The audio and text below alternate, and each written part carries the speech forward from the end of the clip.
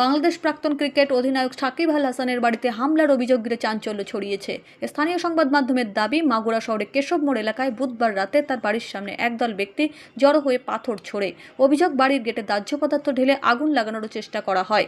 খবর পেয়ে দ্রুত ঘটনাস্থলে পৌঁছায় বাংলাদেশ পুলিশ। প্রাথমিক তদন্তে জানা গিয়েছে, হামলায় বাড়ির একাধিক জানলার কাঁচও ভেঙে গিয়েছে। তবে এই ঘটনায় কেউ আহত হননি। আগুনও দ্রুত নিয়ন্ত্রণে আনা হয়েছে। পেট্রোল বোমা ব্যবহার করা হয়েছিল কিনা তা এখনো নিশ্চিত করতে পারেনি পুলিশ। এখনো পর্যন্ত কাউকে গ্রেপ্তার করা হয়নি। ঘটনার কয়েক ঘন্টা আগেই বাংলাদেশ প্রাক্তন প্রধানমন্ত্রী শেখ হাসিনার ভার্চুয়াল অনুষ্ঠানে উপস্থিত ছিলেন সাকিব আল হাসান। সেই ঘটনার সঙ্গে হামলার কোনো যোগ রয়েছে কিনা তা খতিয়ে দেখছে তদন্তকারীরা।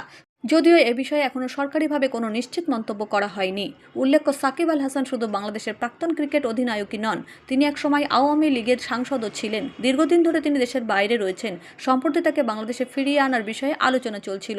এর মধ্যেই তার বাড়িতে হামলার অভিযোগ ঘিরে নতুন করে রাজনৈতিক ও প্রশাসনিক মহলে আলোচনার বিষয় হয়ে উঠেছে।